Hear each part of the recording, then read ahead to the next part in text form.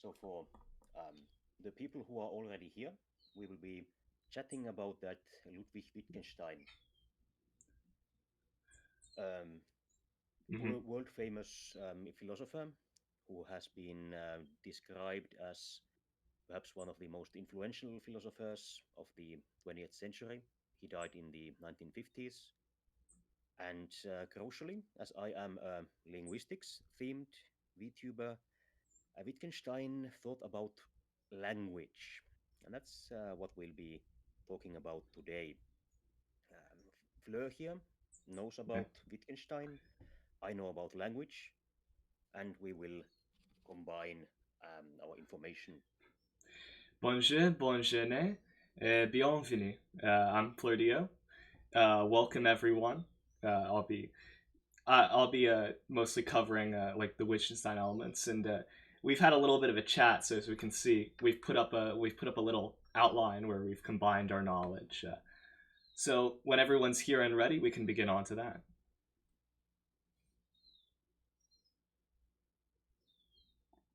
So the question is, how do we know when everyone is here and ready?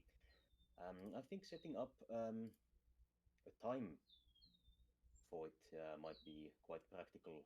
It is now 2 minutes past the hour, perhaps 5 minutes past, or something like that might be in order. Hmm. Yeah, let's set 10:05 or whatever it is for Set. you. Yep. Sounds good to me.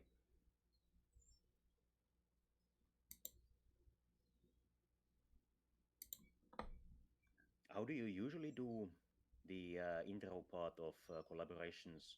This is actually my first time collaborating, and to let you viewers in on a little secret, we had some technical issues. I think this is almost universal with collaborations like this.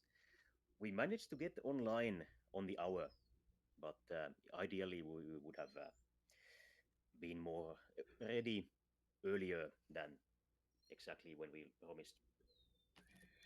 I mean, things usually work out at the time they need to.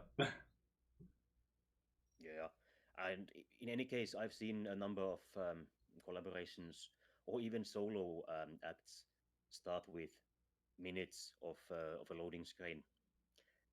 That's actually something that I did myself at with some earlier videos that I started screaming with streaming with my pause screen for say 10 or 5 minutes, but I had the impression that some individuals had been tuning in and then having a look at the pause screen, waiting a couple of minutes, and then leaving. So I've taken to going online a couple of minutes before at most.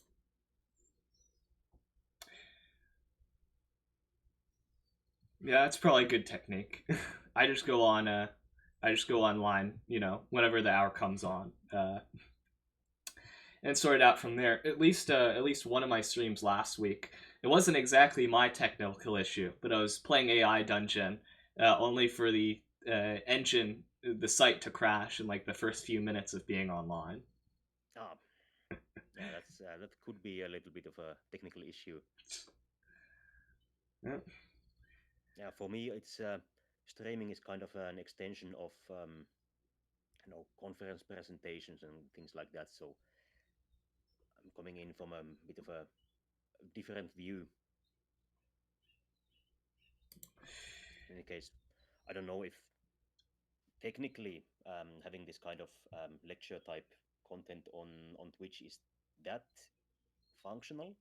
So I've noticed that viewers tend to arrive as the show goes on.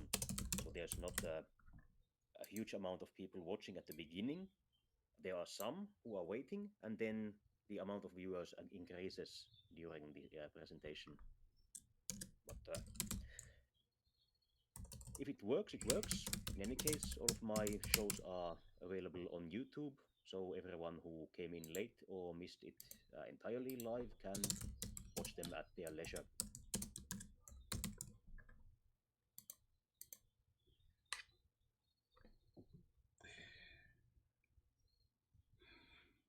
Yeah, once I hit affiliate, I'm going to start posting my vods on a channel. And speaking of that, if you're just idling and my chat or Woyd's chat mirror the other stream, you know, just it very much helps for keeping up the viewer average.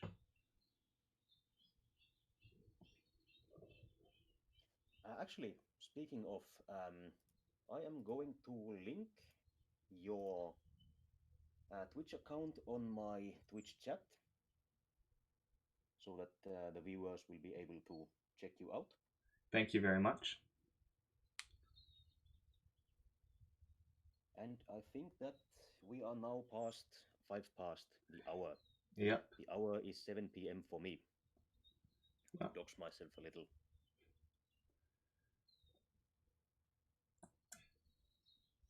yeah, So if there, and I probably can't go past noon here, you know, because Easter and stuff. But so let's begin. So we start off this presentation with a little bit of a background on Wittgenstein's life circumstances. Uh, Wittgenstein came out of what my teacher called a meat grinder of a family, in that most of the children that came out of it, you know, became doctors, lawyers, academics, etc. However, a bunch of them also committed suicide as well. It was that kind of intense pressure which formed Wittgenstein, and he was described by his peers as neurotic, thought himself to be mostly everyone's better, you know, and didn't really want to talk to anyone who wasn't his equal, and was just absolutely hyper focused. And that kind of turned into they kind of gave him the ability to really obsessively look at language in a way that no other philosopher had prior. Wittgenstein instigated a event in philosophy known as the linguistic turn. With that, you need to kind of understand a bit about the history of philosophy, which is that philosophy has had different ages, so to speak. You kind of start with the Greeks, where it's very much focused on metaphysics. You know, what exists. Even in the pre-Socratics, you know, people like Zeno are arguing these grand claims about reality, saying that you know, saying that this exists and this doesn't exist, or this is an illusion. That's mirrored in Plato and Aristotle and Socrates, and that continues for a bit until, you know, we start to once you start to get more into later down the line, post Renaissance, you start to have the epistemological turn, which is asking, what do we know rather than what exists? Because there was a lot of problems that were brought up by that era of metaphysics, mostly being that they created questions they couldn't really answer, like the ship of Theseus, which is still, you know, a fun. If you still go on YouTube, you'll still find people arguing about the ship of Theseus.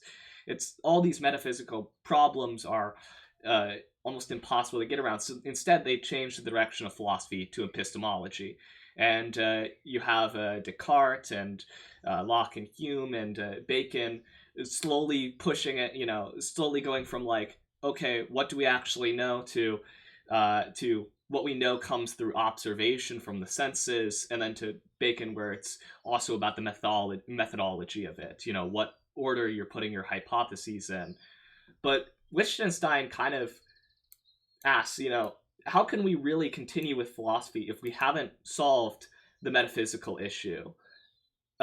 You know, when we have the ship of Theseus, and and at the time when they were having things like the teleport transportation paradox, where it's basically just the same variation on that one problem over and over again, there seems to be something uh, intrinsically broken in philosophy. And Wittgenstein said that was a bewitchment by the means of language, that he identified as the fallacy of reification.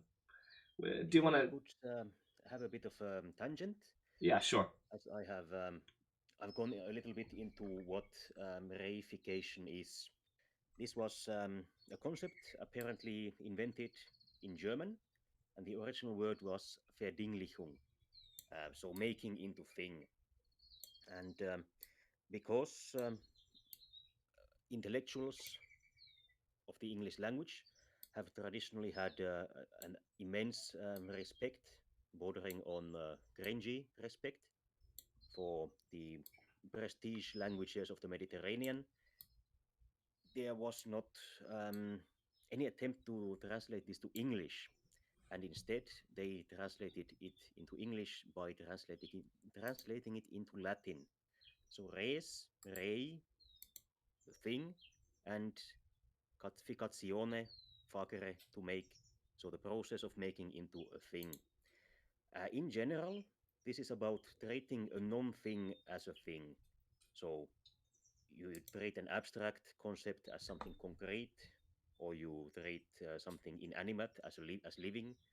And if you are doing that, you are reifi, reifikai, what a horrible word, Reifying.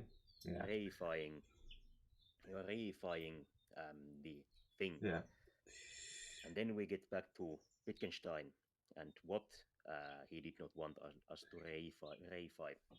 Yeah. So Wittgenstein basically saw the main fallacy of reification as the broad acceptance of what he called vowels, which were statements with no evidence, but what that really means is no referent. And we like to think of language, as words mean something. Rock, it refers to a rock. Tree refers to a tree. But the majority of statements in the English language, even if they refer to a thing, don't really have a real reference. What is a bad mood? What's a good day? What's reputation? What's attention? All these things. Woyde's example was the concert was good. All these things don't really have a real referent, and it was the acceptance of these as fact, as real descriptions of the world, that Wittgenstein believed was leading language in the wrong direction. In the linguistic turn, he proposes that the direction of philosophy henceforth should be uh, a struggle against the bewitchment of our intelligence by the means of language. So he believed it was a pretty big deal. This is also something that you have probably thought about in your everyday life and use of language. As for example, uh, being nondescript. Perhaps someone has described their favorite VTuber or movie or something to you in this very in a way that lacks any real content. So similar to this, the concert was good. My Oshi is cute. What does that even mean? Ideally, even in everyday life, you would like to explain and say things in a way that actually communicates what you want to say and not just as a vague idea of what you might be thinking about. But of course, this also gets into a balancing act because if you are too explicit about what you want to say, this might also have some social consequences as a certain level of abstraction is usually desired socially. So you don't want to be too detailed about something, but at the same time, you would like to have a concrete content for what you are saying. A bit of a balancing act. Yeah, and that kind of comes to what Wittgenstein called vowels and thus most of language, which was moves in a game. We think of language as trying to communicate and describe stuff, but in reality, what it's really doing is it's playing a game of meanings with acceptable moves uh, to be able to order people around, to be able to tell people what they should think. If you phrase something like, say, stay away from me, that's a very direct ordered command. But if you say something like, I have a bad mood, uh, again, that's a fundamentally meaningless statement. Like, of course, don't go around dissing on people's emotions, but what exactly is a bad mood? Is it sadness? Is it anger? Is it being grumpy in the morning? All it's really saying is, oh, leave me alone for a bit. And so, what it is at the end of the day is this move in a language game. And this gets us into the topic of trying to communicate with someone outside of our own cultural context, either a foreign individual or hypothetically an animal or an alien. And there are some ideas about what a universal language or a universal symbol could be. When it comes to universal language, I've heard some mathematicians claim that mathematics would be a universal language. This depends on what they actually mean when they say this, but the way that I understand the phrase, I have to disagree. And I am going to go right here into a little bit of a tangent. Here we have first an example of a sentence in mathematics if we conceptualize mathematics as a language. Um, if you have some, I think this should be at least at the bachelor level in mathematics or engineering or something to that effect, you will be able to recognize that here we are integrating um, in cylindrical coordinates. So we have height. One moment, I will draw. We will have height and we have a radius that increases, and then we have a full rotation at the end of it. So this ends up being the volume of a cylinder. But could you understand that if you had not received a specific kind of education and specifically within a Western intellectual environment? I don't think so. I, and for as an example of this, here further right, we have the same content written both in Latin and in mathematics. And if you listeners would like to engage in some audience participation, I would ask you to type a zero in the chat if you do not understand either of these, a one if you understand the Latin, and two if you understand the mathematics, and perhaps a three if you understood both of these. In Latin, we have campus magneticus nusquam apparet nusquam que evanescit. And in mathematics, we have the divergence of B equals zero. Both of these mean that magnetic fields do not appear out of nowhere and do not disappear. So, to be more practical, this is why within a magnet you have the field lines coming in, going through the magnet, and then doing their little circles outside the magnet.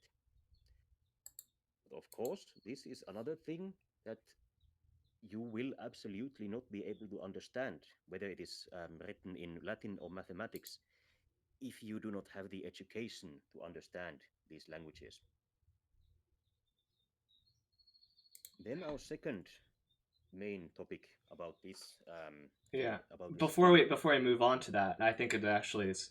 I could mention a bit of history, which is that kind of Wittgenstein's equal throughout his life was his teacher Bertrand Russell, and if you know Bertrand Russell, throughout the majority of his life, he really loved math. He saw it as the universal language, as something like mental objects, beyond human, in much the same way the Greeks did.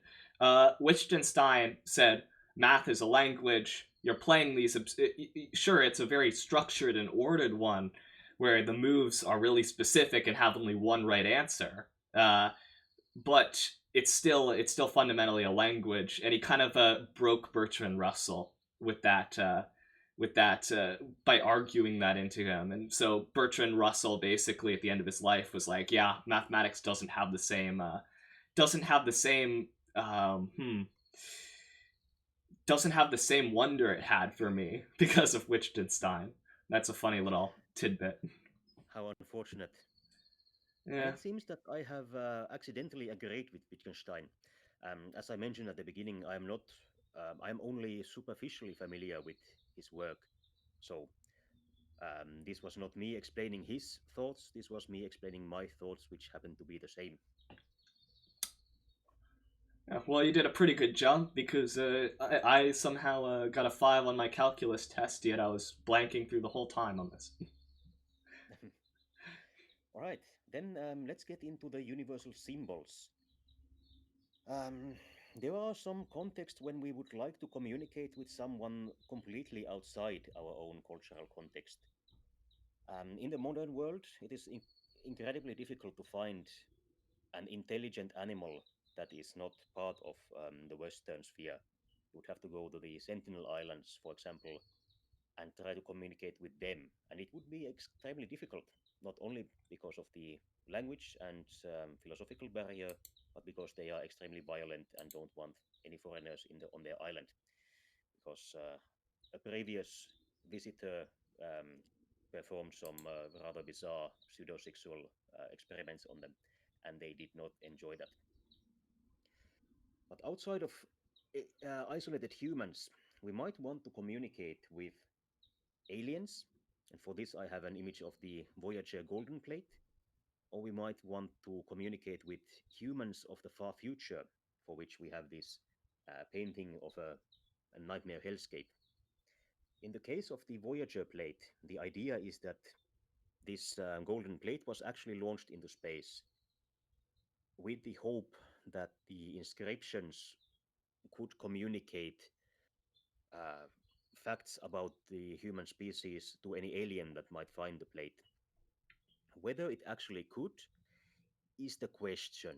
There are various views on this. Perhaps Fleur has more information about these. And the other example is this hostile architecture. So the idea is that perhaps in the future, Western society will collapse, but nuclear waste will still exist far into the future.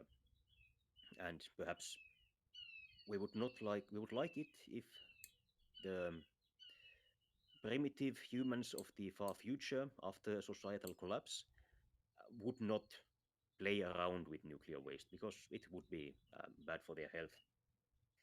The question is, how do we communicate this? One of these ideas is this hostile architecture. So All we right. would build a nightmare hellscape to try to communicate that this place is dangerous and that you should not come here and that there is nothing valuable here. Yeah, let's discuss the Voyager plate and then get into hostile architecture and our ideas on Right. it. Yeah, so the Voyager plate has a number of symbols that are meant to be universal. Like, for example, you have the orbiting satellite in the top left corner, some electromagnetic waves in the top right corner, uh, and then just various kind of diagrams. I believe the one right under the waves is a spectrometer, background radiation, and the one in the bottom left is is a is a is a particle collision or something of that nature, to show that we are a scientifically advanced species. And the theory is that if you had similar measuring techniques as us, these would all read as meaningful, important symbols. But even then, like for example, with the electromagnetic waves, if you had a species that had some innate knowledge of electromagnetic waves, like in the same way that fish, geolocating do, they'd probably never develop devices that would read it out in just pure waveform. It would be something unnecessary to them. In the same way, we probably wouldn't be building a device, to translate our sight into some kind of wave either. Uh, so that might be lost on them. And the same can go for the other ones, background radiation. The particle collision, of course, it's the flashiest one, but it's also the one that most normal people are going to be like, oh, that's flashy, nothing more to it. It really could be a collision of anything, or it could just be a general explosion. So there is a lot of ambiguity in these symbols. Do you have anything to say about it, Woyde? Nothing particularly insightful. The problem is that you would have to, even if the aliens manage to catch on to this idea that, for example, the ratios of these measurements are what we are trying to communicate to them, they have to they have to catch the thread first. Perhaps if they catch it, they would be able to pull on it and begin unraveling this structure.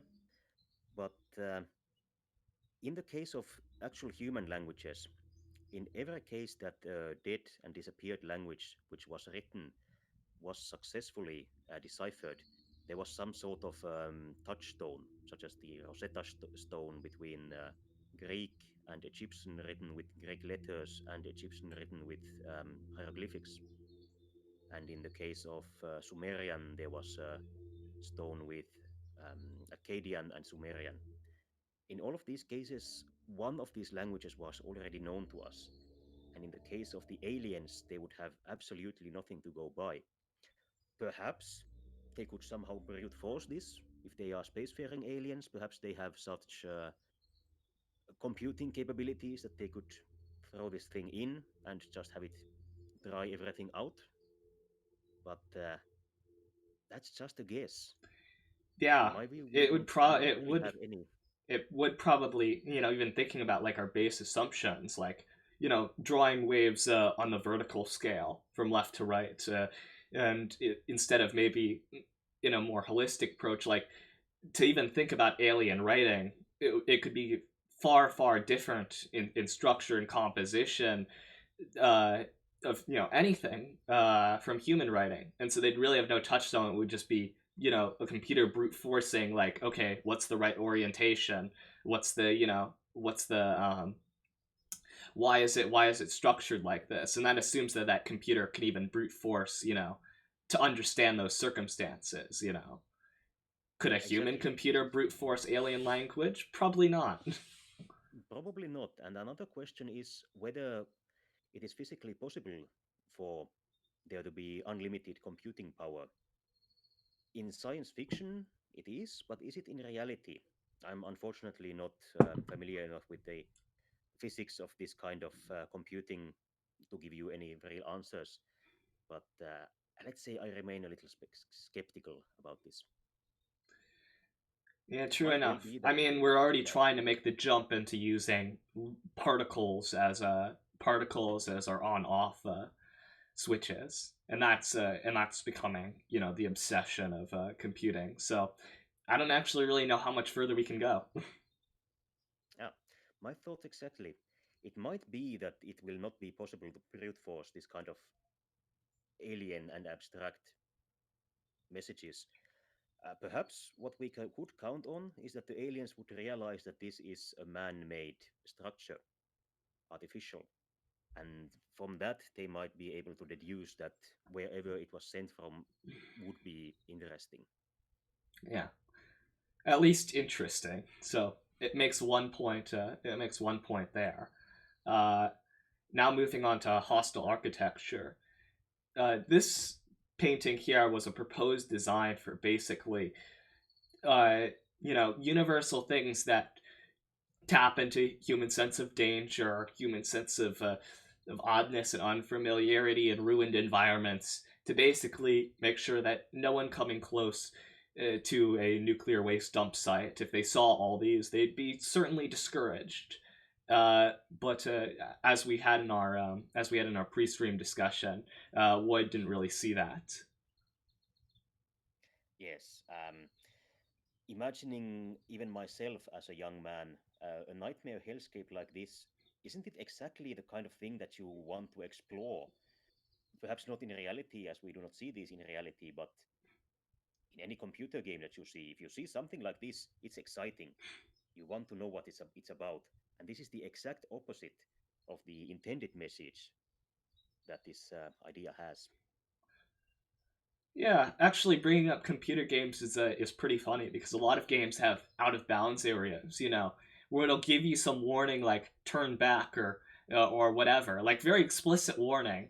And yet in those, I always am like, if I'll always be like, but maybe there's something hidden out there, and then I'll get sniped by their instant death wall or whatever. An excellent example. And of course, explorers, real individuals in the past have died in droves to find something new, to find something possibly valuable. If the primitive humans of the future got into their heads that there's something valuable in here, and they started dying after they have went there, that might very well again have the entirely opposite effect, that there is some kind of power there that they want to find out, even if it's dangerous. Maybe they could use it for themselves, use it against their enemies. Yeah, that is a good point. Anything, humanity is so adaptable that if you put up this thing and signposted it to people as inside this is a very dangerous thing, someone would find a way to weaponize it. uh, um, I will draw a little. So from my point of view, certain European countries have plans to for a final deposits of nuclear waste, um, quite simply by finding an extremely stable geological formation, digging practically a mine in there, and positioning the waste here at the bottom. This would be several hundred meters deep, and after that, just fill it in. Fill it with rocks, fill it with concrete. There isn't anti-nuclear activists like to say that there is some kind of a mechanism through which the nuclear waste could escape, but they have never explained one to me. My studies in nuclear physics were quite short. Uh, I was a physics student once, and I did learn one course in nuclear physics, which I imagine is one course more than the vast majority of people, but I'm not an expert. Nonetheless, even if water were to enter into this structure in the far future, it would have to go to the bottom and then get back out in order to bring some nuclear danger with it. A far more likely danger scenario would be someone trying to dig into here if they have been warned that this is a place that they should not be. If instead you just hide it, don't give them any indication that there's anything dangerous here, by the point where they will be able to dig hundreds of meters into solid rock, they probably have Geiger counters as well and will be able to understand what and why this place is dangerous. yes, my design for if to add on to that, if you had some situation where the surface was poisoned, probably the best thing, in my opinion, to do would just be to salt the earth and make it completely barren and unusable land. There's, if you're a primitive, hunter gatherer, even agricultural civilization that is walking through and you're trying to find resources and you just come to this big salted field and it looks like everything is dead, but it's mostly that the soil is just bad. Uh, that's you're gonna be like, well, I mean, I can might be snooping around here for a bit, but I've got work to do. And when that comes around, you really I don't think you I think people would learn, okay, it's not good for plants, it's not good for animals. If whatever is here, it's just useless, and it'll probably make things worse for me. Which then again, there's already a lot of mundane dangers that already do that kind of salting thing, like copper and stuff. So Mm. it could easily blend in with those. And there are even actually natural nuclear hazards. There is at least one deposit in Uganda, I think, that had a concentration of uranium ore that was strong enough to start its own spontaneous fission reaction back in the times of the dinosaurs. And of course, this was deep in the earth, much more powerful than the nuclear waste sites would be. And all the animals and all the people living in Uganda never found out about this. This was only found out with extremely modern technology. They didn't know. They didn't go looking for it. I think. I think we agree that that's a better way to go about it than relying on being able to communicate with someone whose mentality we fundamentally cannot understand. Yep. And I think this will be a good point to move towards point Mm-hmm. four, thinking through language. This is another topic to which we have a very large digression after listening to Fleur explain us Wittgenstein's ideas. Yeah. So Wittgenstein, another of his big breakthroughs was that he argued fully that thought precedes language. You cannot have a thought without language, and you cannot, and there are no thoughts without language. And what he meant with by that is that, and also coming with that is that language fundamentally structures how you think. Uh, you when people hear this, they'll argue, what about mental images? What about impressions, sensations? A lot of that Wittgenstein covers later, but right now, just to cover mental images, okay, think of a red dress for me. Uh, to distinguish that dress from other dresses, you need to have red. And to distinguish that from other red things, you need to have a dress. And so, really, in the mind, when what mental images are is just language emulating an image. When we actually think about the properties of mental images, you realize it's not really actually an impression of the thing. It's not like, as we like to say, your brain took a snapshot of whatever you were seeing, listening to, hearing at the time, and that's preserved because when we think of mental images, it's mostly vague, formless things without boundary, without dimension. You know, look outside your window and take a mental snapshot of the city, and then tell me the relative sizing of most of those buildings that's outside your window.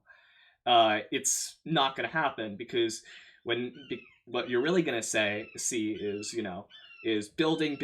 Oh, I know that place is a shop. Building taller, smaller, whatever.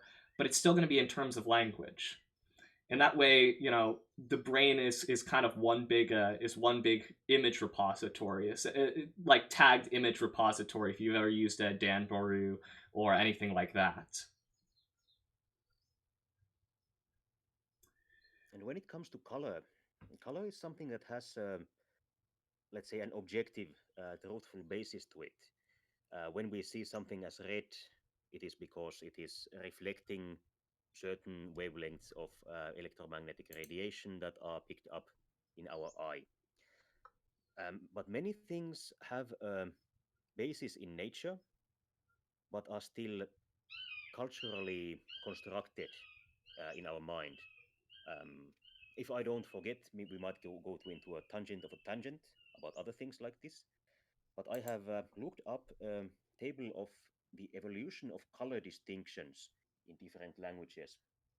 Many of you might be familiar with the Japanese language that does not strongly distinguish between what we would call blue and green. But this is not the only different way of conceptualizing colors. It appears that the most basic way of dividing colors is between bright and or warm and cold colors. So we know of some languages that um, group white, red, and yellow together as one major color group, and then black, green, and blue together as the opposite color group. And this breaks up in a very systematic way. We only know of languages where where the warm colors have broken up. So there are languages that have concept for white, one for red to yellow, usually including brown as well. And then a third major concept that contains the cold colors. But at this point, we start breaking up. So different languages observable in the world have had the next step in breaking down languages in different ways. So, for example, here I think this is the 3Y type. So where you have white and red and yellow, and then the cold colors indistinct. Stereotypically, this would be expected in the tropics where you want to differentiate between these kinds of colors just from what you need to survive. This starts getting into the kind of evolutionary psychology that is weakly founded in science, but we can say that this kind of color perception and the tropical environment correlate with each other. Why they correlate with each other is cannot be answered in a scientifically founded way. This is not the only way. We can, for example, also have the cold colors break up into a color that contains green and blue, but no longer black. Or we can have the black, no, the yellow, so the black split away as its main thing, and all the others. So you would have white, black, red, and all the other colors. And then going further, breaking these up, the middle one in the fourth column would be Japanese. Here we have green and blue, not strongly differentiated. Strongly differentiated here means that they are seen as a primary color. So, for example, my eyes are green. In Japanese, you might say midorime, so jade colored eyes. This is not um, a strong differentiation. They would conceptualize jade color as a kind of aoi, so a kind of green blue. In the same way that I might say that my eyes are emerald green, but emerald is not a color. I'm just comparing the color of my eyes to the color of something else that is also green. And in this typology, we eventually end up with far more color differentiation. We have seen new major colors appear even in the early modern period. For example, orange as a primary color is very new. Um, if you went back, say, 500 years and showed an orange thing to an English speaker, they would most likely describe it as red, but they Yeah. no longer do. And magenta is another color that I think is given recent distinction as well, because you still ask pretty anyone today, and they'll say either magenta is red or magenta is purple, kind of on a flip flop. Hmm. And I have an anecdote about a similar experience.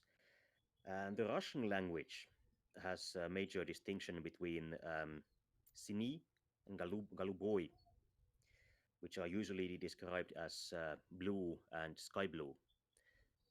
As my Russian is fairly weak, so I cannot exactly say where the border between Sini and Galuboy stands. But on a Russian course, we had an exercise where we were supposed to ask each other, guess which color each other's houses were. And I did live in a house that was Galuboy at that point. Um, and my partner kept going through the colors in her mind, asking, is it red? Is it blue? Is it green? Is it black? It was none of those. And she got increasingly confused, even though in our exercise book we had a list of colors that included Galuboy.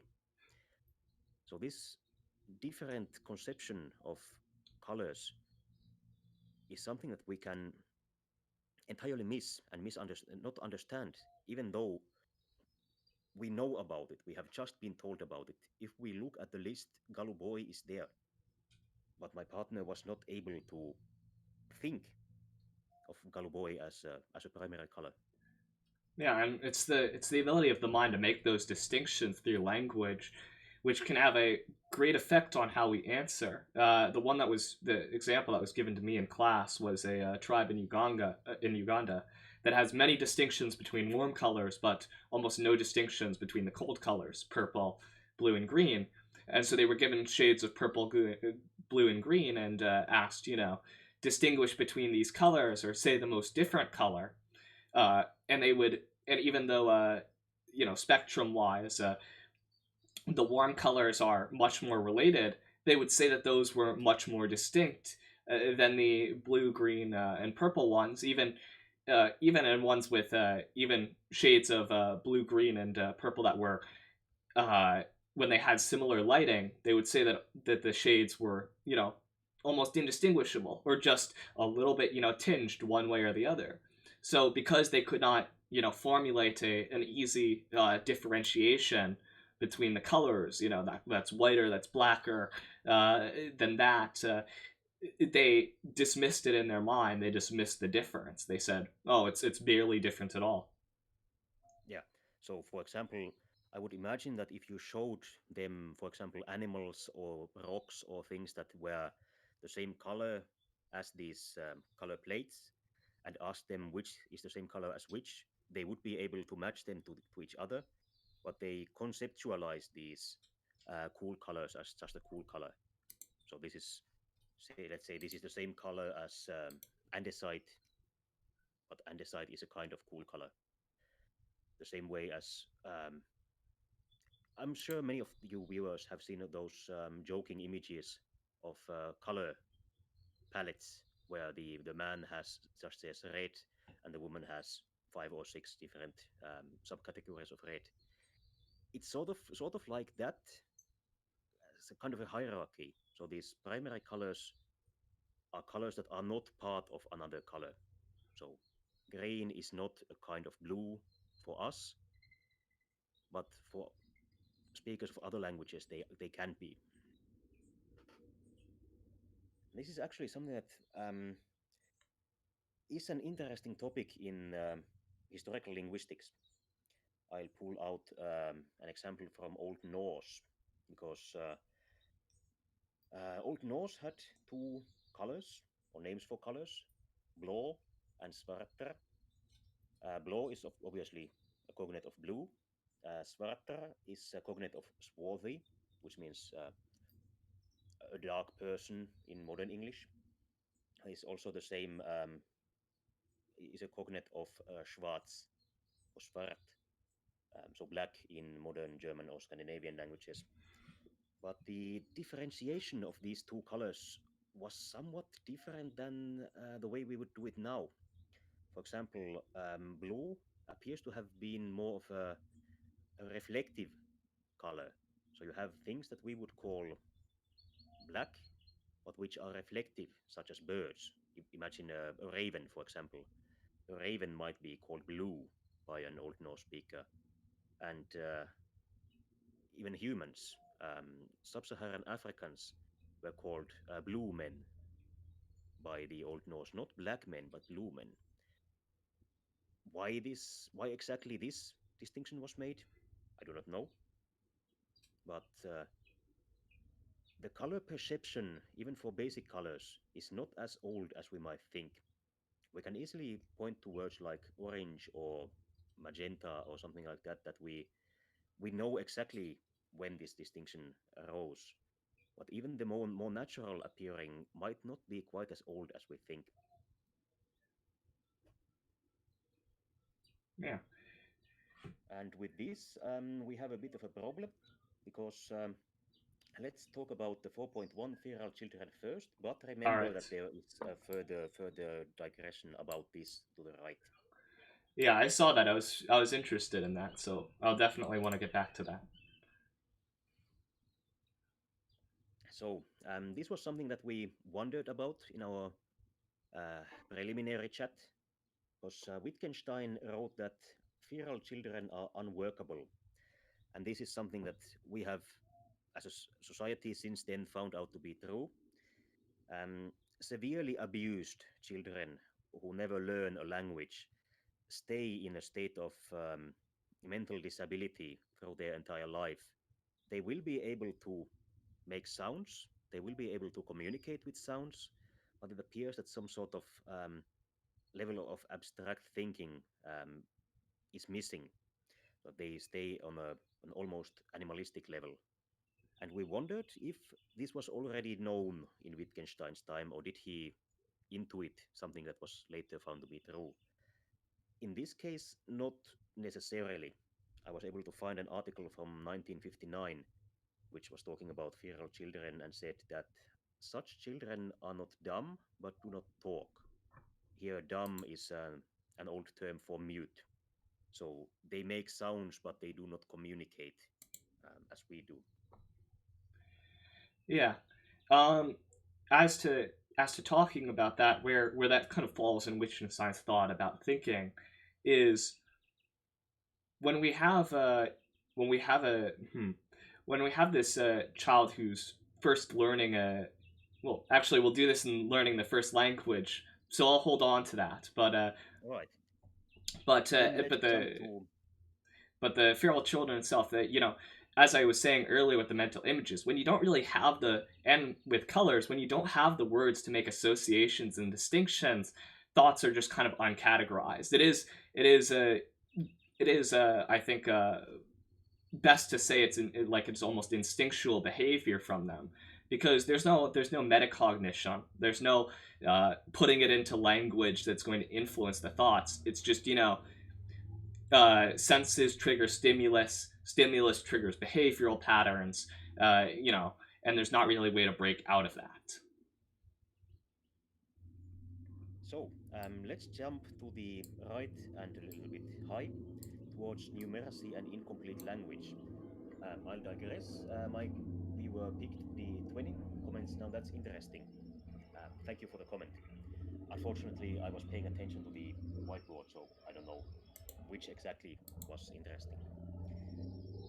But getting to numeracy, um, in our well, not in our lifetimes, but in the lifetimes of people living now, a new language has emerged spontaneously, and this is the Nicaraguan Sign Language.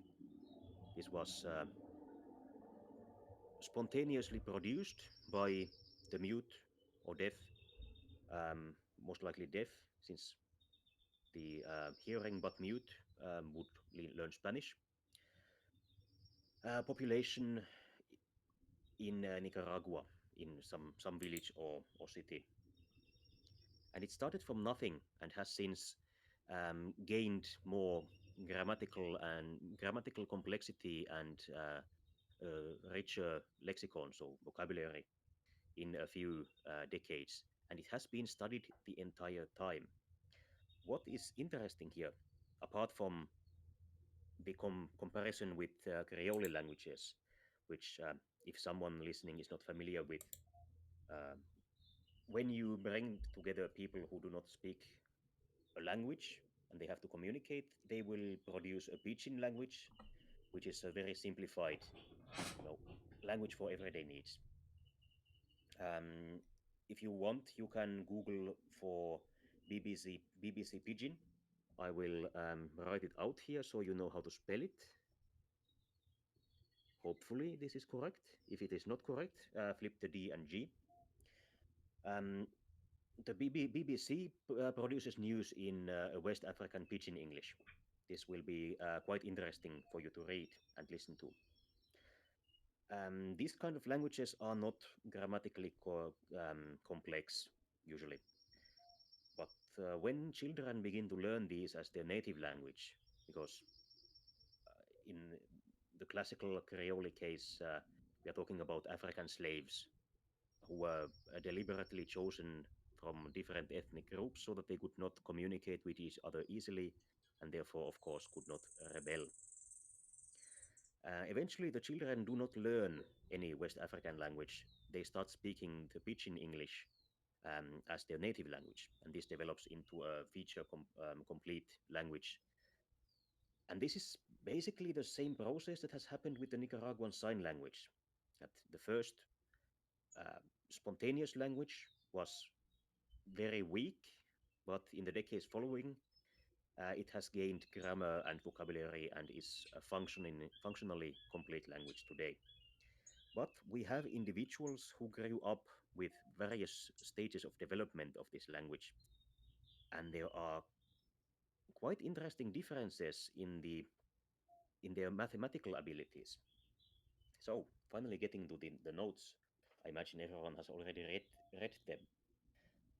All of the people studied in this article that included Spanish speakers from the same community, young sign language speakers, adult sign language speakers, and old adult sign language speakers. So all of these were able to exchange money.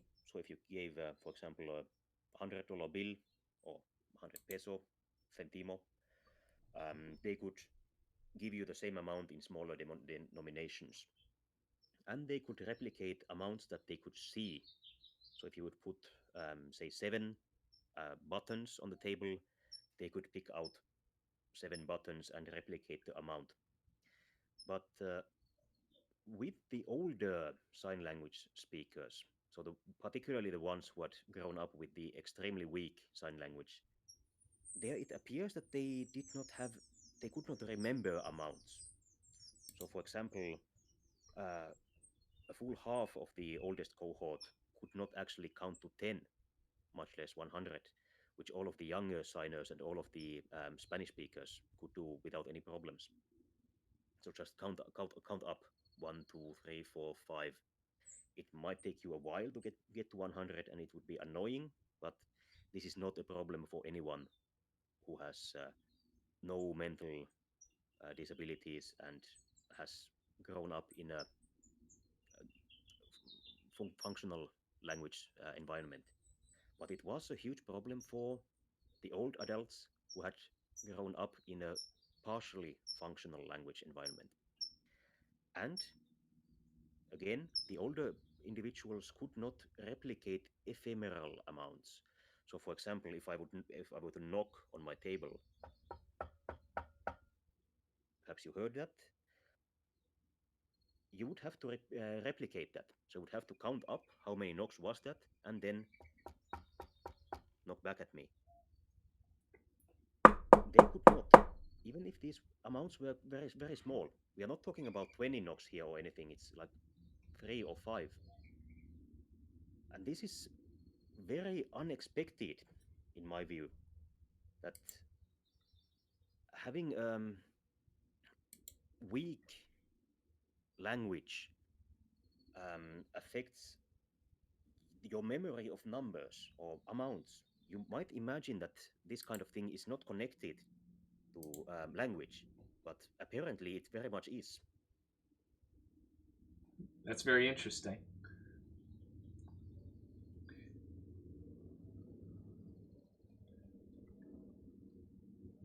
And then let's not get into a huge tangent, but Hmm. I mentioned that color distinctions are not the only thing that have a natural um, basis to them, but are cultural products. For example, being related, so family is another one. We can measure how closely individuals are biologically related, but that does not necessarily correlate with what they believe. For example, I think everyone listening has grown up in an ambilinear society. So we think that we are related to both our mother and our father equally. But there are also strongly patrilinear and matrilinear societies. So children are more strongly or only related to their father or mother. And in some of these societies, um, marrying, for example, your aunt can either be incest and illegal or perfectly fine, depending on if it's your father's sister or your mother's sister. Yeah, that to me seems very cultural. In the same way that some societies, have idols or set spirits that will reincarnate at certain times into a family. So, for example, the great grandfather will reincarnate maybe into the new child or something along that nature. Uh, Yeah. yeah. So I can't really things think that of we how that imagine. interacts too much with language, like on the base level. Uh, but in general, things that we imagine are natural the way we think about them. It isn't natural to think of them that way. We just happen to. We live in a society that can measure some of these things and has come to define its understanding of these things based on these measurements. So And without a perspective, it's really hard to envision otherwise. yes. Yeah. So perhaps now the point number five: learning the first language. So the traditional view of learning the first language, Wittgenstein identified with Augustine, but it probably existed before him, and this is of ostensive definition. You know, mother and father are leading the child around and pointing at things and saying words, and the child is picking up those words. And you see this all the time. Parents leaning over the crib, being like "mama," "dada," or if they have a dog too, puppy, all that. But Wittgenstein said that actually, the majority of language learned in the same way that the majority of language is these moves in a language game is through learning from other words to be able to compose statements. And this actually got into something that what we're talking about earlier, which is that there seems to be two methods of learning your first language. Yes. Um, Unfortunately, I was not able to remember the keyword for this. So if you are Yeah. interested in this topic, I can't point you to any Oh, articles, but yeah. I Okay. wrote what I remembered. So there are even the descriptions of fragmentary versus grammatical are something that I pulled out of my memory. They might not be correct. Probably aren't because I wasn't able to find the article. Um, I have an example here further to the right of something that I heard my nephew say at the age of perhaps 2 years old. This was not in English, so these are all um, translations. He said, "Mother scares you," to his father. This is, of course, not the case. The mother did not scare um, her husband.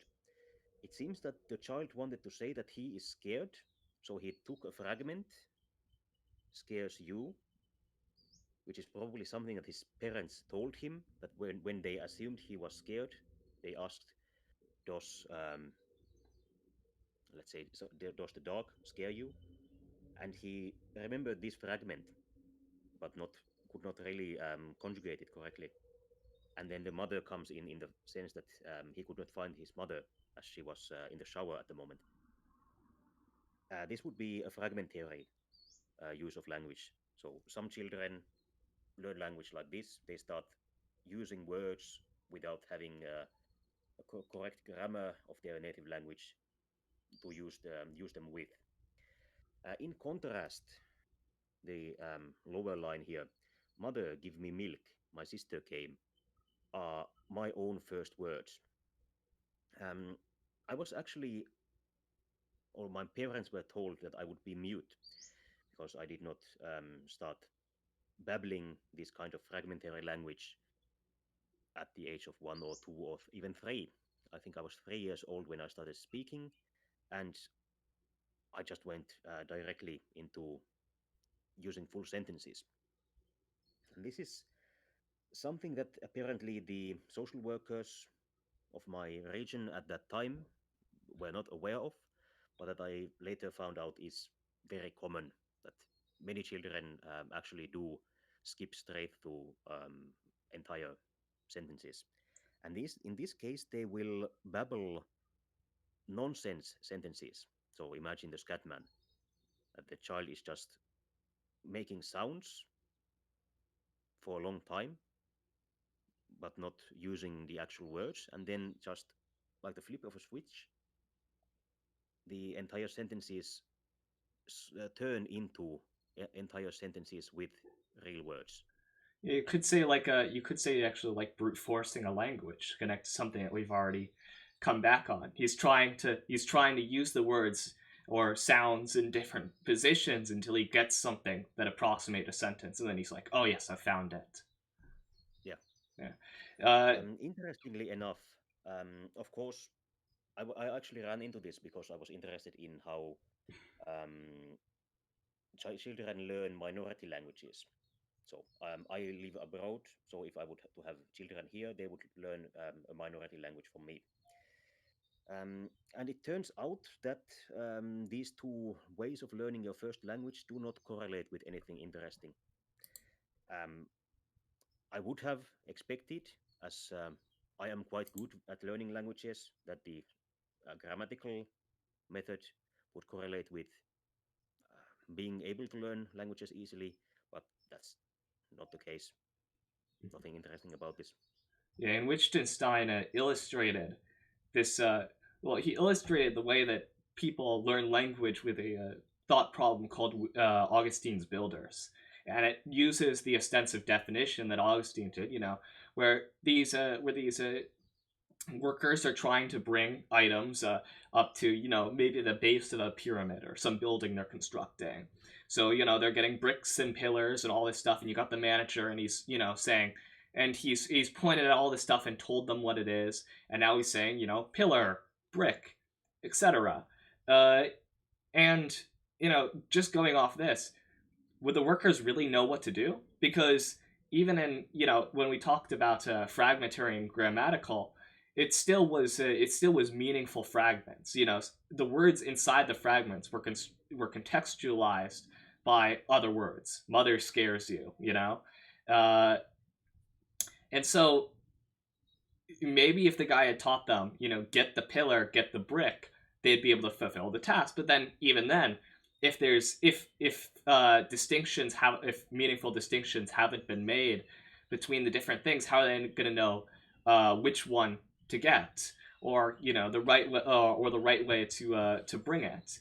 And so this comes back to when we're actually trying to tell people what to do, ordering people around in language. It's a lot more like get the pillar with four other guys because you're going to know that's the strength needed. It's all about defining stuff with in that basically get take the verb is defined by what it's getting, the pillars, and also additional instructions with four other people. This is actually something that ties back into learning languages. Many of you might have heard about this kind of folk belief that you can only really learn a language by being immersed in that language and living in a country where that language is spoken. And as a result of this, quite many people believe that an immersion language course is somehow superior to actually being instructed in their native language. This is not the case. Um, Immersion is not particularly effective. It is far from being the worst, but it is also far from being the best way to learn languages. What you need is understandable input. So you have to have correlations. What did I say? What did it mean? And if you just go in an immersion class and someone is babbling at you, of course you don't understand. They point at a tree, they say Baum. What does Baum mean? Does it mean tree as a concept? Is it this species of a tree? Is it the foliage? If the teacher was pointing at the foliage, uh, maybe it means the kind of tree that has leaves or the kind that has nails. Maybe it means the trunk of the tree. Maybe it means living. Maybe it means summer. Maybe it means winter. Who knows? You really do need the verbal component to actually learn, and this is the case whether you are a small child or an adult. And I think this nicely segues into our kind of digression on this about learning the second language, uh, Yes. which Well, I've been trying to learn a second language for about 4 years in high school, plus Spanish before that, but I've forgotten all of Spanish, so it doesn't really count. And you speak a bunch of languages, so So yeah. um, there is a concept called linguistic aptitude that is an unexplained factor in how well people learn languages. As many of you are aware, people with richer families, more educated families, and so on have a better time learning. Um, this could partly be genetic, of course, but even um, controlling for the effects of these kinds of social effects, like Wittgenstein had. He was in his family, learning and intelligence was valued. It was not seen as a waste of time to study. In fact, he was most likely practically forced to do his best. And if he had not been, then certainly he would have not become such a world class intellectual, or he would have had a harder time doing it. But even controlling for all of these kinds of known variables, some people just learn languages easier than others. They need to use a smaller amount of work hours to achieve the same level of result. I have never been tested for this. The test would actually be just learning a conlang, a constructed language. So just testing, do you learn it easily or not? But I imagine that I have a high aptitude like this.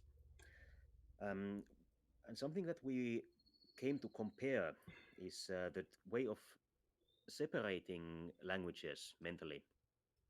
I speak a number of languages, and a number of them are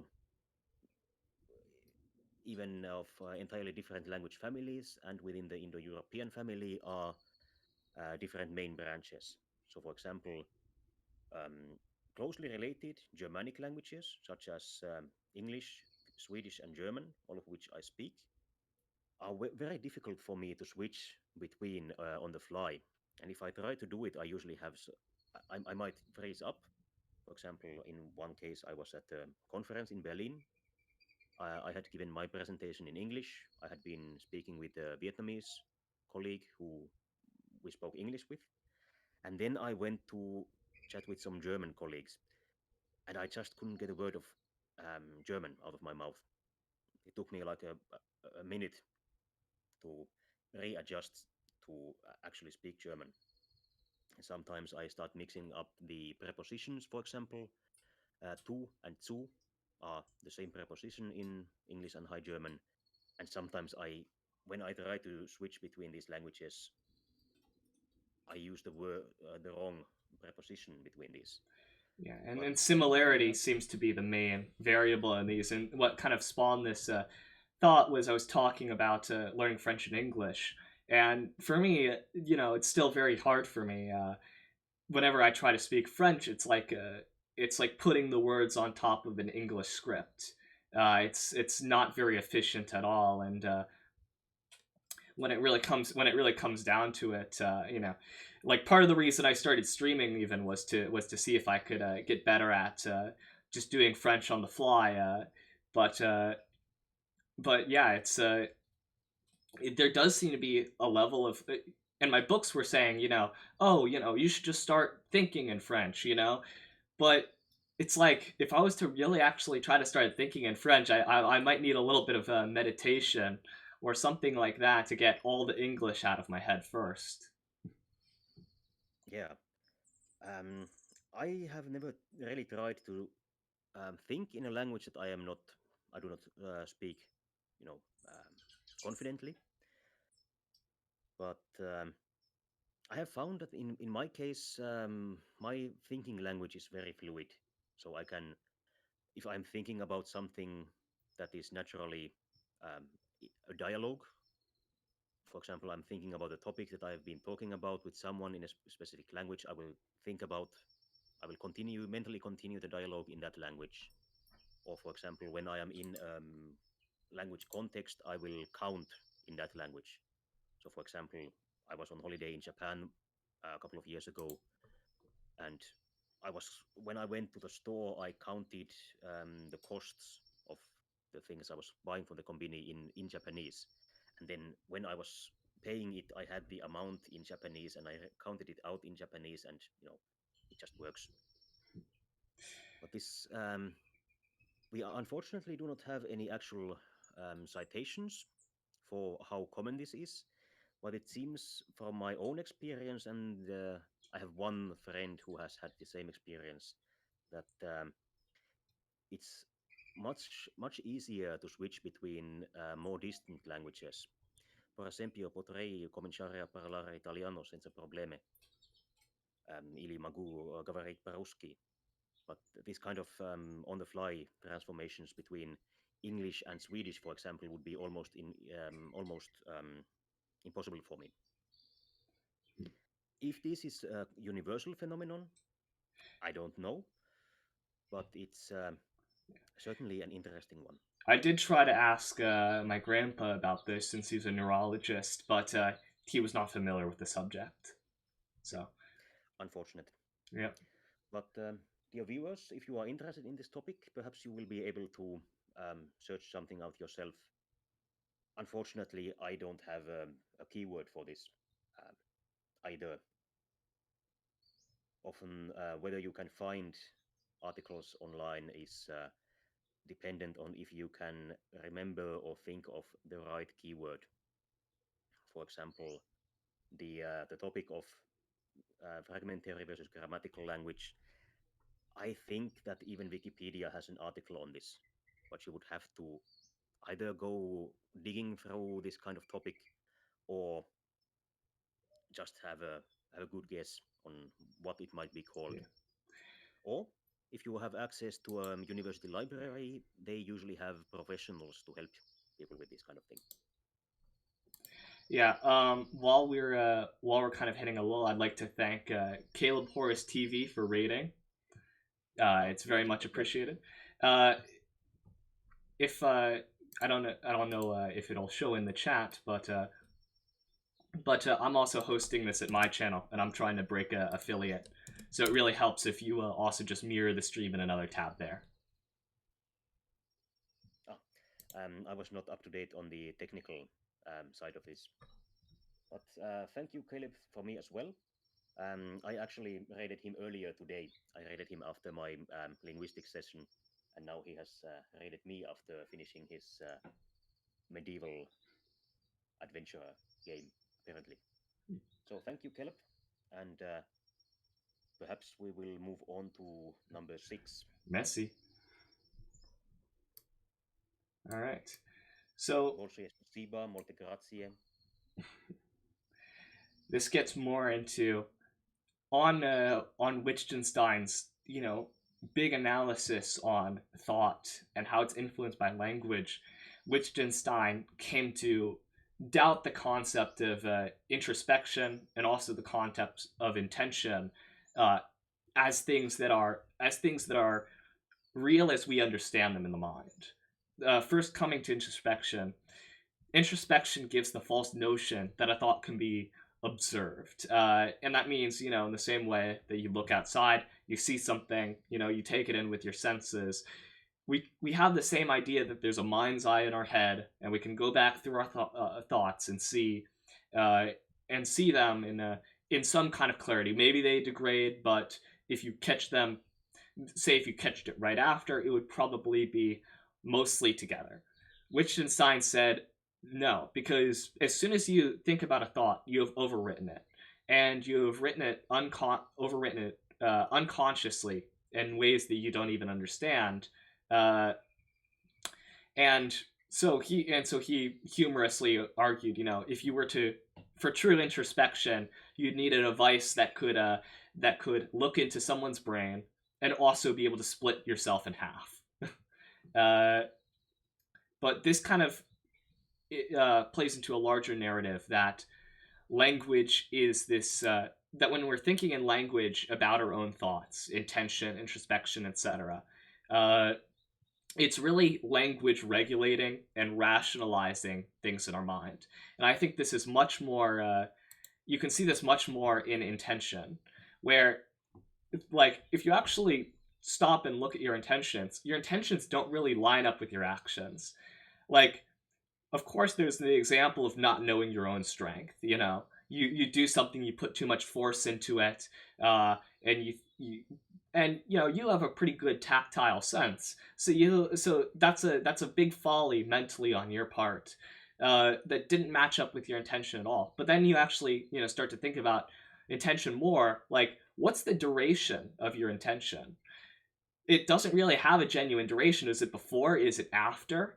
Uh, After you think about it, how long were you intending before you actually took the action? Uh, and so, all these things considered, Wittgenstein basically just said that um, intention was a deception of language. In the same way that the feral child is acting instinctually, if you're acting on a different level than the thoughts that are rationalizing those actions, that are saying, uh,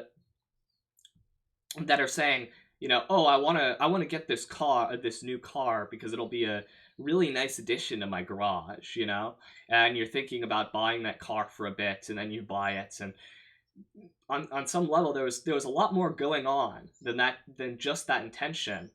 And this is why actions don't really seem to line up with intentions very often.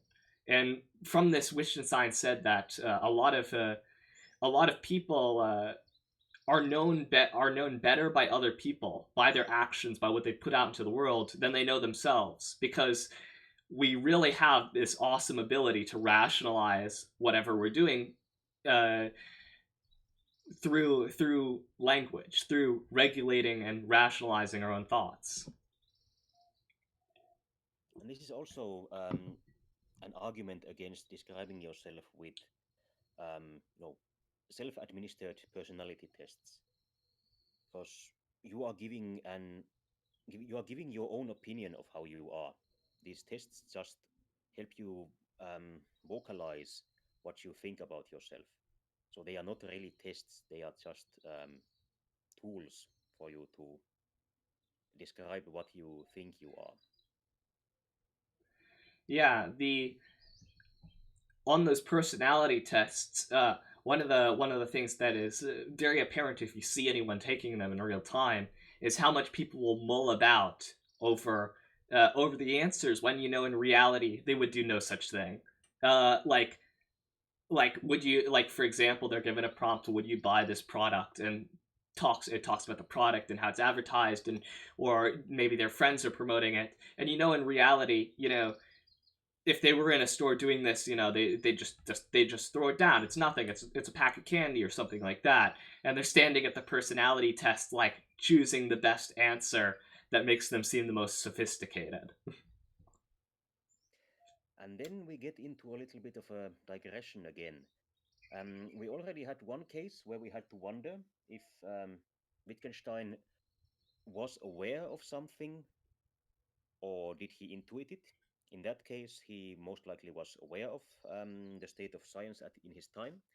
But in this case, he could not have been, because in the 2000s, there have been some studies that indicate that, at least in the simple case, this one was about the test subject deciding to press the button. So you get the chance, you sit there and you are told, press the button when you want to. So you have to make the decision to press the button, and then you press it. And with modern technology, you could actually look into the brain of the person during the deciding. And it turns out that the gears start turning in their head 10 seconds before they consciously um, begin to think about what they are doing. So it seems that this process of decision is actually um, internal, subconscious, and the rational reasons we give for our decision are actually a post hoc rationalization, exactly as Wittgenstein claimed. So it appears that he was able to intuit something that has been measured in more than 50 years after his own death. Yeah. Um, and that kind of lines up with what I was saying about it coming from somewhere else, somewhere deeper in the mind, and then language is just telling the story. It's making a narrative for you. Uh, and Now moving on to sensation. Uh, Sensation is much more surface and much more immediate, but Wittgenstein still said it was controlled and shaped by language. And the best way to put this is with advertising, because advertising has known this uh, actually around the time that Wittgenstein was thinking around this stuff, and began to associate products with feelings. I believe it was in the 50s actually or maybe the 40s, late 40s, early 50s, that there was that one of the first quote unquote modern ad campaigns involving women smoking as a meant to sell cigarettes as a it was being promoted as rebellious, as a self-defining. And so with that, there came to that kind of got people thinking about associating emotions with products. And the one that is most prominent and easiest to see in advertising is the word love.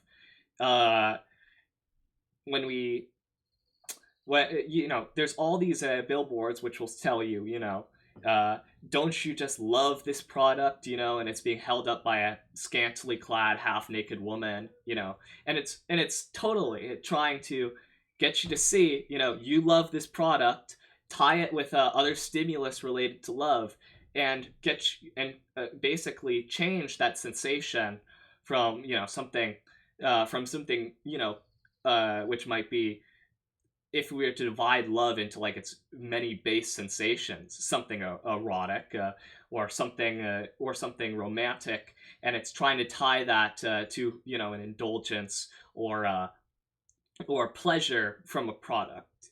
Uh, and love actually has an interesting history as an emotion, because going back to older English, there's four loves: agape, storge, philia, and eros, and those are very distinct, and they've all kind of been lumped in under the banner of love. So you'll hear people say things like I worry about loving my friends too much, as if their purely platonic relationship with their friends is going to lead to them jumping the bed or something like that. Uh, all because language has tied these things together. And so Wittgenstein would go on to say that sensations under language are between something and nothing. They can be almost completely constructed out of nothing by language, but of course, we know that there are bases to these. There is some kind of base sadness, base anger, but even getting into things like hate or disgust, or the more complex feelings that arise from maybe these base sensations, we see that they're very much mixed together by whatever words you use. And this is where we get into our final digression of the evening, fields of meaning. As Fleur here already alluded to, ancient Greek, from which these eros and agape and philia and so on are loaned from, has a much more granular breakdown of love than English does. So if I were to draw here, the English love contains the contents of the Greek words, but they are not the same, but they are all love. This is these are the field of meaning of love contains all of the other four. My own example was between English and German. Um, in German, you have a lot of things that are described as Lager. Usually, this is translated as camp. So, for example, you have a holiday camp, Urlaubslager. Um, but generally, only the lagers that contain people are called camps in English. The kinds of lagers that contain items are called stores, storerooms in English. For example, if you buy something online in Germany, you might see a note that has a green dot and says auf Lager, so on camp. means in store, so they can send it to you right away. And these kinds of differences in the fields of meaning also exist for emotions, as alluded to before. And I have another example in the opposite direction. These are things that are differentiated in English, but that are lumped together in the Finnish language. So, viha can mean things that in English we would call hate or anger, but also righteous indignation. So, if you see someone committing a misdeed, doing a crime, doing something wrong, the feeling of distaste that you get from that, you probably would not describe that as hatred, but it comes under the same umbrella term in the Finnish language. Yeah. Um, what to what extent this influences the actual behavior and the functions of emotions and sensations, I don't know. I don't know if anyone knows, but they are certainly very differently conceptualized. Yeah, I mean, even thinking about English, I brought up the example of hate as is hate disgust or is hate anger at something, because uh, and even then you'll see a lot of people become and there is maybe some tie because you see people becoming angry at being exposed to things that they're disgusted of sometimes, but not always. And so it's interesting that we use hate as both like virulent anger and also as just you could hate a food, but it's not like you would get particularly angry if you saw that food. Exactly. So if I let's imagine uh, chicken knees is something that Chinese people do actually eat. I had a friend who cooked for me once, and unfortunately, I was not able to eat the chicken knees. Um, I might feel disgust at the idea of eating cartilage, but anger, no, I don't get angry when I see chicken knees, and I don't become fearful either. Fear is another one that has a sort of overlap with hate. So when we say that we hate things, uh, we have a sort of overlap with with fear. If I hate dogs, for example, it might be that you fear dogs. Um, if you hate injustice, then you get angry when you see injustice. If you hate cockroaches, why did I write Distung? I don't know what I think it was you you might fear cockroaches or yeah get scared. disgust. Disgust Yeah. is what I was trying to write here. So if you hate cockroaches and you see a cockroach, you would feel disgust, but not necessarily anger or fear. Yeah. And that covers my knowledge of Wittgenstein.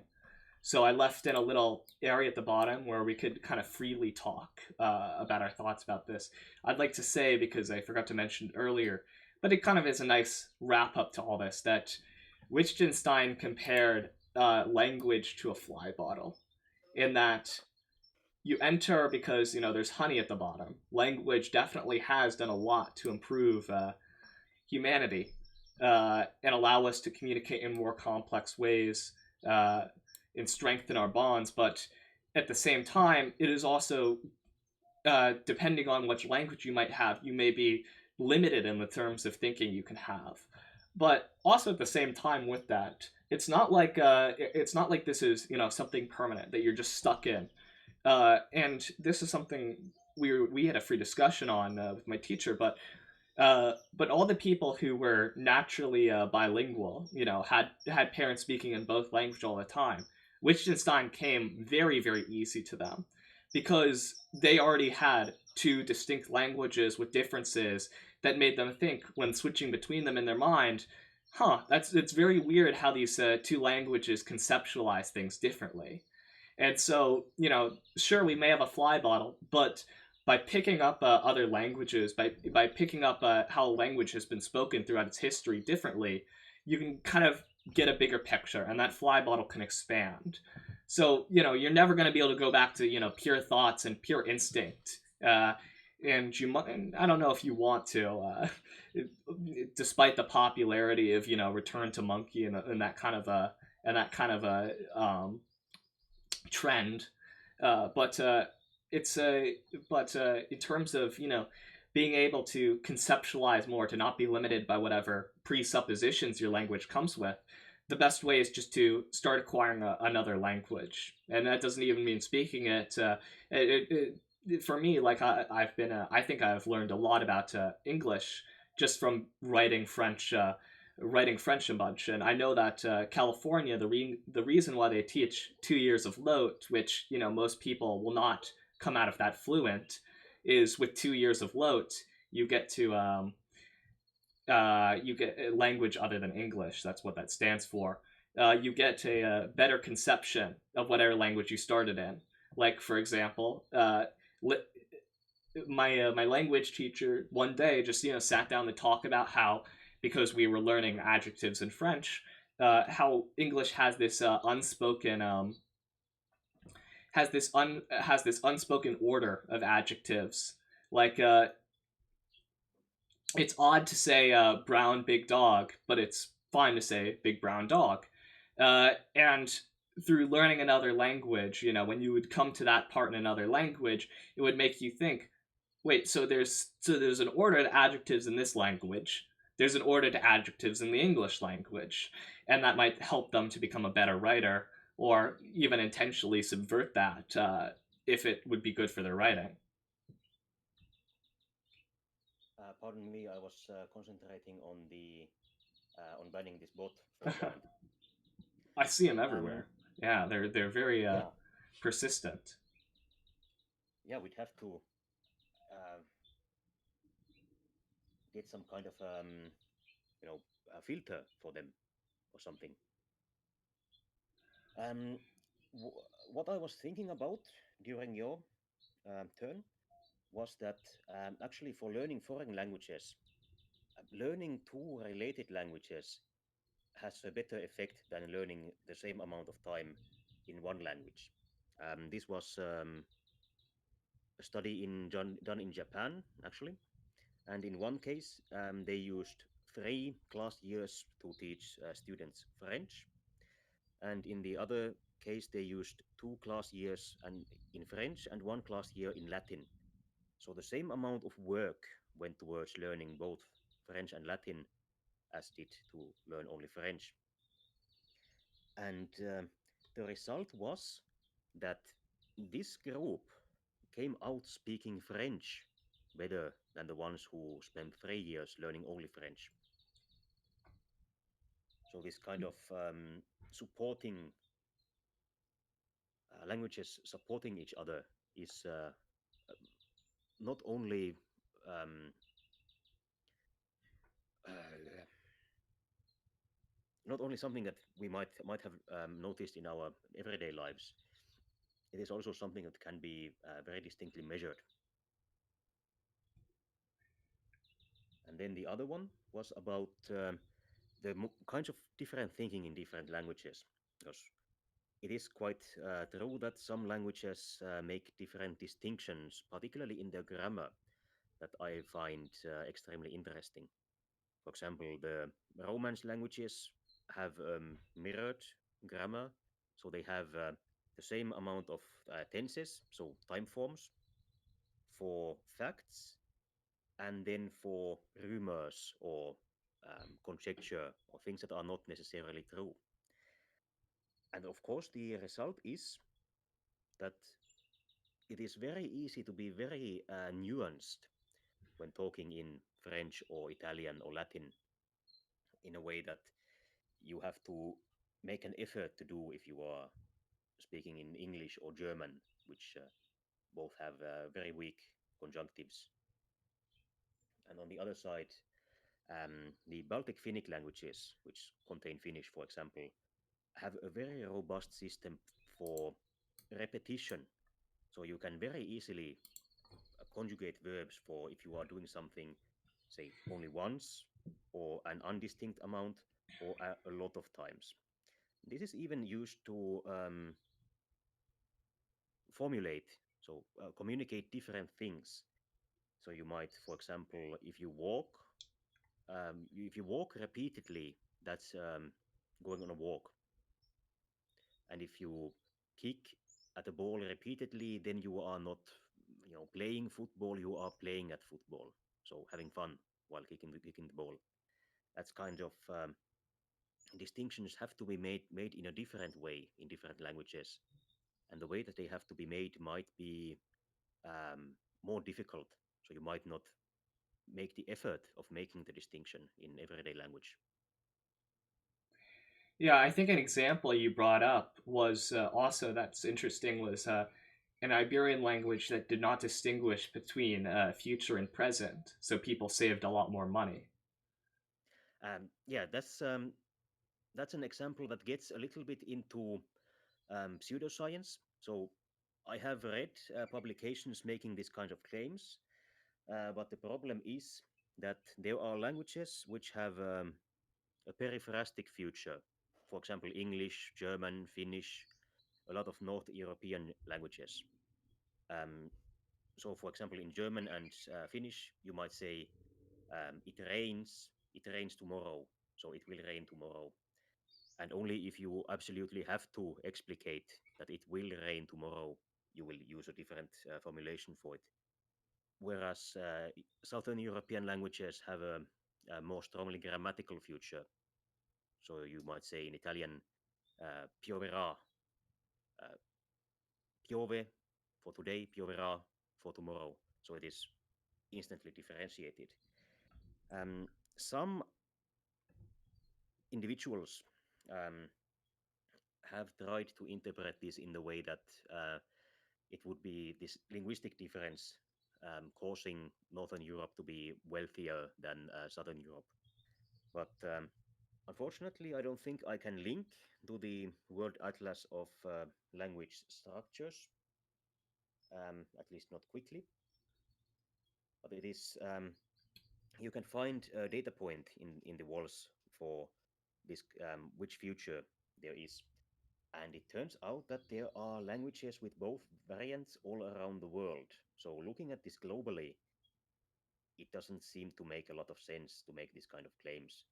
It might have a small effect for example, everything else being equal, it might be that peripherastic future would then lead to slightly more future-oriented work, but it's certainly not the major deciding factor. Hmm. Actually, if you have something to talk about, please do. I will actually look up the World Atlas of language, the World Atlas of language structures, and try to get us a screenshot of the map here on the whiteboard. Ah, that's wonderful. Yeah, so take what I brought up with a grain of salt. But the other thing I wanted to brought up is is with a mountain of salt, but it's still a fun thing to talk about, and that's because it's Easter. There does seem to be a kind of a not universal language of symbols, but universal language of general story patterns that humanity falls into.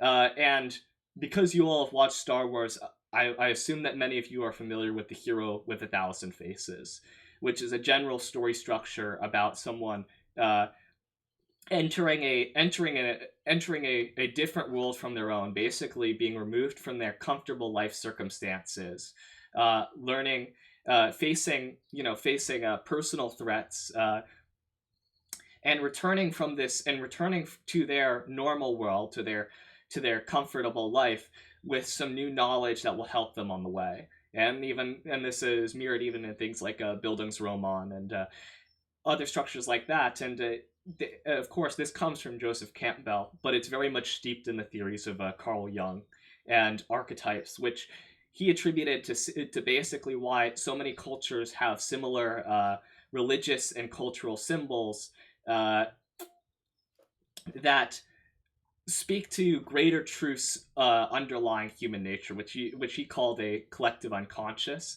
And in terms of research into the collective unconscious, they've found that when one animal, now studying with animal populations, when one animal acquires something, or when one animal population acquires something, it seems that that is synchronized in some ways with other populations doing the same thing within the same animal species. But that of course is a hotly debated topic.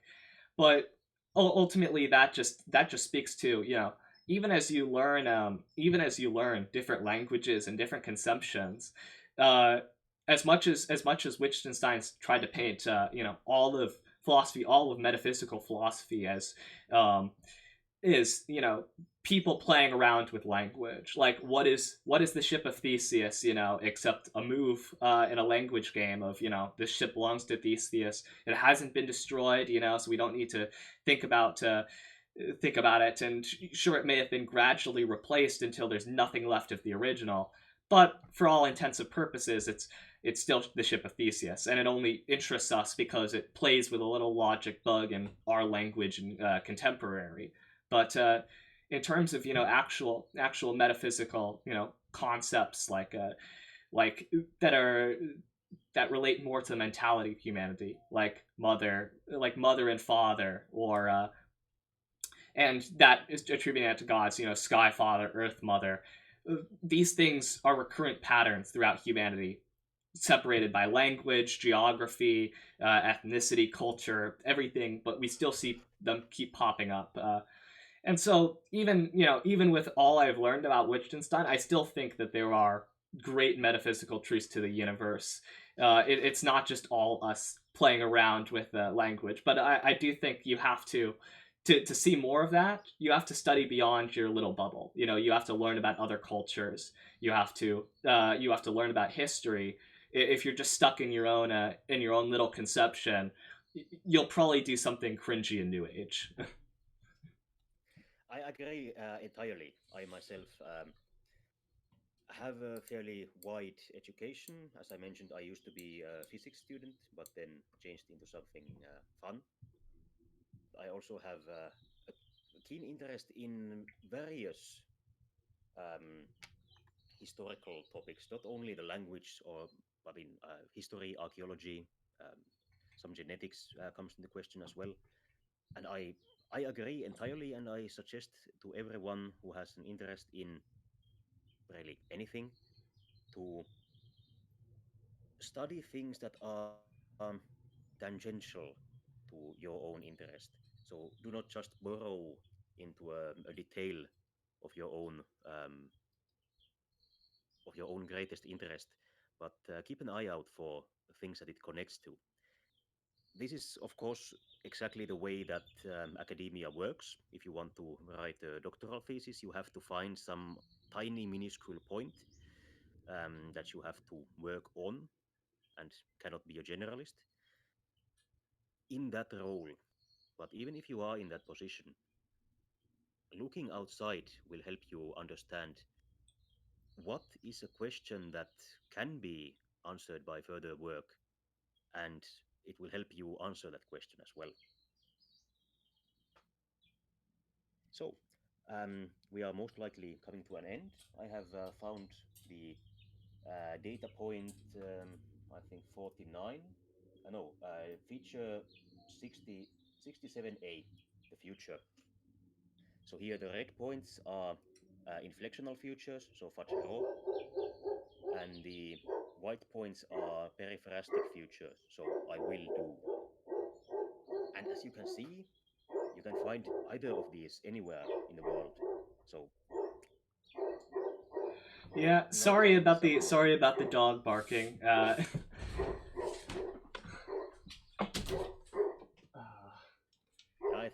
I don't think that's going to be a big disturbance. We are All coming to right. an end in any way. Yeah, we're coming to an end.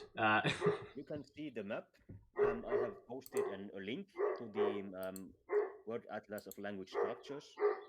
This might be interesting to non-experts as well. Um, if even to look up your own native language, check out some of the data points, see how common these are around the world. And there are some defining articles for some of the data points.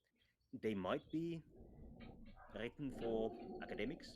I haven't read one immediately before now, so I understood them when I read them, but I might have a lot more, basis information than you do.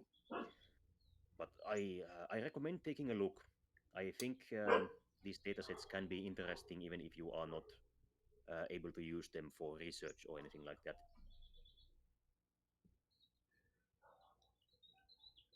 Well, yeah, with that, I think we've said all that we have on our minds, and thank you everyone for coming. I love to talk about these things, and I'd like to do more philosophy in the future. So, if you're interested in that thing, follow me, and you'll be able to see this from time to time, preferably with other people who are scholarly and academic, like Mr. Woyde here.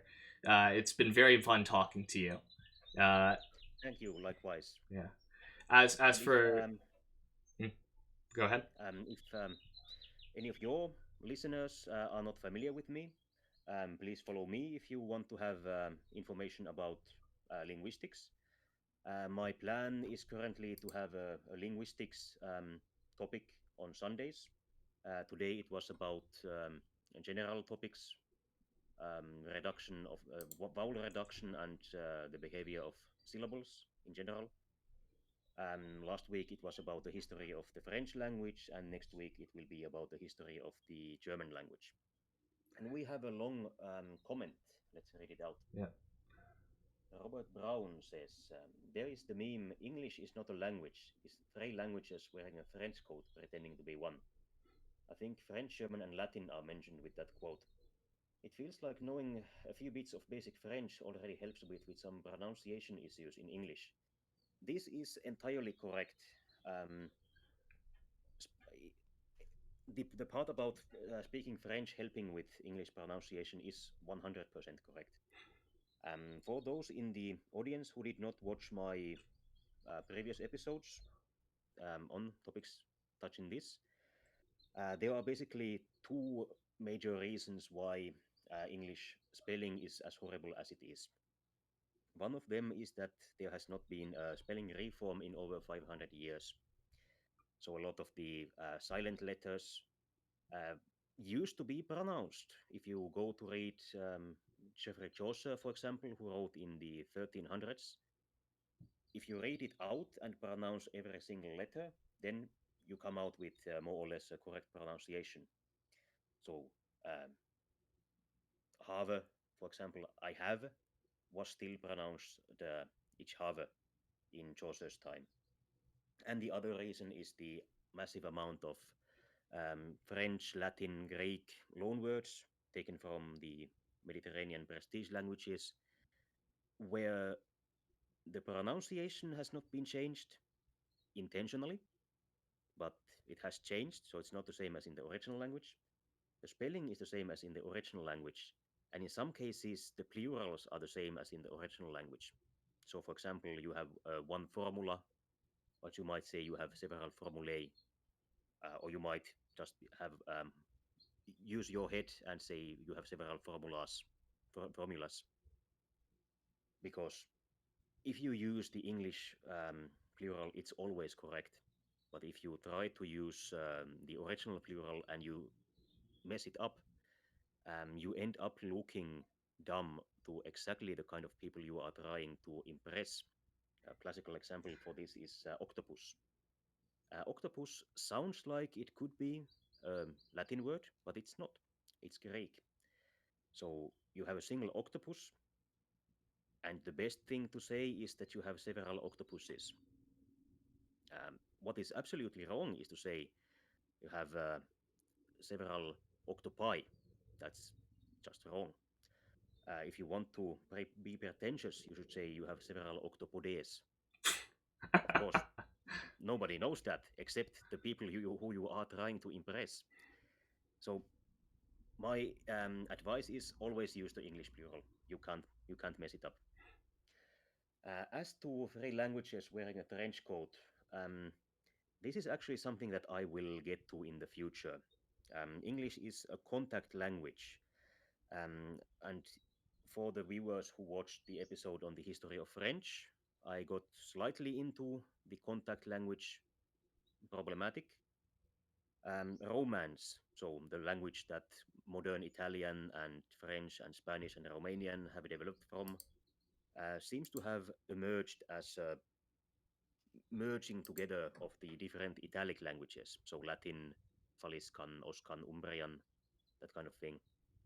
And a similar process happened with English between the North Sea Germanic, so the Anglo Saxons, and North Germanic, so the Vikings, in the Middle Ages.